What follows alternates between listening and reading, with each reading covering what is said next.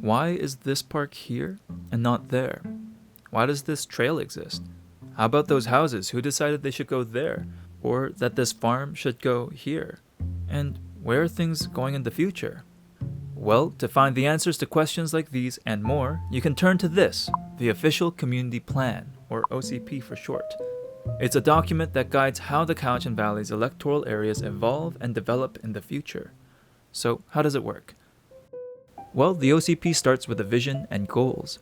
It tries to answer the important questions, like where do the next 5,000 people live? How do we provide good jobs in our region? And how do we adapt to more extreme weather resulting from climate change? The resulting goals include things like manage growth holistically, protect water quality and quantity, or strengthen our food and agricultural systems for food security.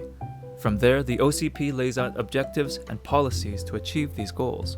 For example, let's take the goal strengthen our food and agricultural systems for food security. To achieve that goal, we've written objectives such as preserve and protect agricultural land for agricultural purposes and increase residents growing food. We've also written policies supporting new technologies being used in our agriculture to make it more viable and sustainable. All this establishes our intentions for what we want for our area. From there, we set regulations such as the zoning bylaw to get into the finer details and implement these goals. If you're a real keener, we've made another video on this topic. There's another important part of an OCP, land designation. There are certain goals that are different depending on location. Coastal lands might have different considerations from agricultural lands.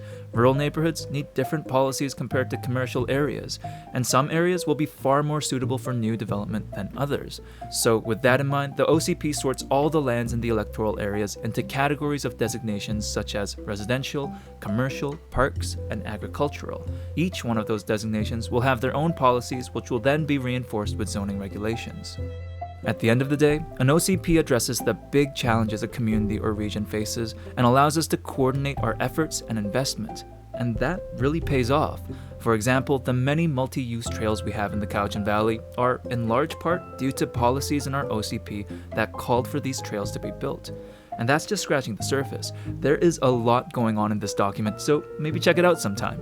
It makes for great bedside reading material. Most importantly, the Official Community Plan is a living document that gets updated from time to time to make sure it continues to reflect public interests and the values of the community. With that in mind, the Cowichan Valley Regional District is asking for your input as it modernizes its Official Community Plan. To learn more, check out our website, www.cvrd.bc.ca.